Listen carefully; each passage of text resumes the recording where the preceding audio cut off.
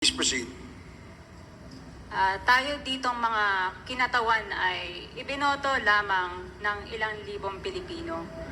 Ngunit ang kasama natin ngayon ang Pangulong Duterte, ang most voted Philippine leader ng 2016. At ang kanyang anak, Vice President Sara Duterte, ang most voted Philippine leader naman ngayong 2022. I would like to manifest na gusto ng sambayanang Pilipino ang pagdurog niya sa mga kriminal, durugista at NPA na terorista. Kaya sila ibinoto at patuloy na mahal ng mga Pilipino. Kaya gusto natin ng patas na hearing. Sana sinama natin dito ang libo-libong mga magulang na ang mga anak ay biniktima ng mga durugista. Ang mga ordinaryong Pilipino na naglalakad galing trabaho, tapos sinaksak o pinatay ng adik, lahat ng mga kababaihan, na kahit pati infant na babae ay ginahasa na ng adik.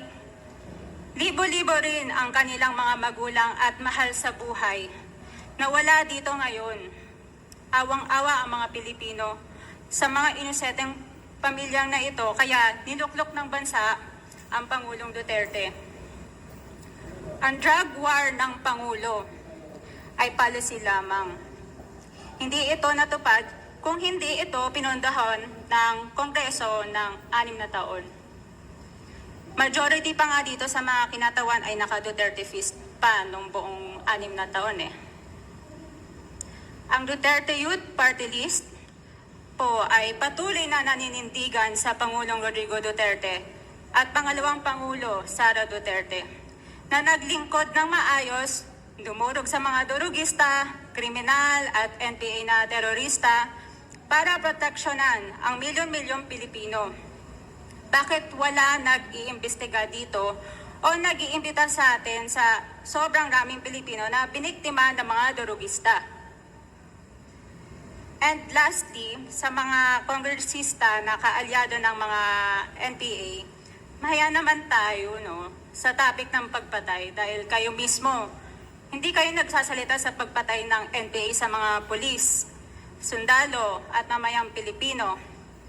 Pati rin po sa mga natitirang resource persons na gustong mag-abogada papuntang ICC, si Attorney Maria Cristina Conti, na kandidato ngayon ng Bayan Muna Party List.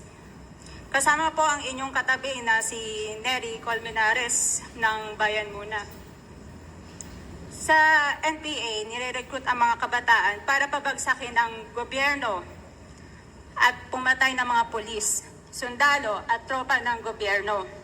Di nyo naman kinokondena ang pagpatay nila. Ang kinokondena nyo ngayon ay ang dalawang naging most trusted leaders ng bansa na todo effort protektahan ang milyong-milyong mga Pilipino.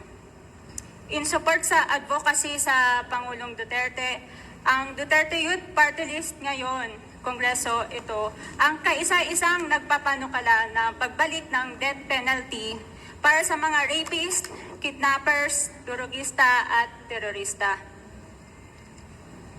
In behalf of the Duterte Youth Party List, kami ay nagpapasalamat sa todong suporta ng Pangulong Duterte at VP Sara Duterte sa mga tropa ng gobyerno at sa pagdurog nyo sa mga kriminal, durugista at NPA na terorista.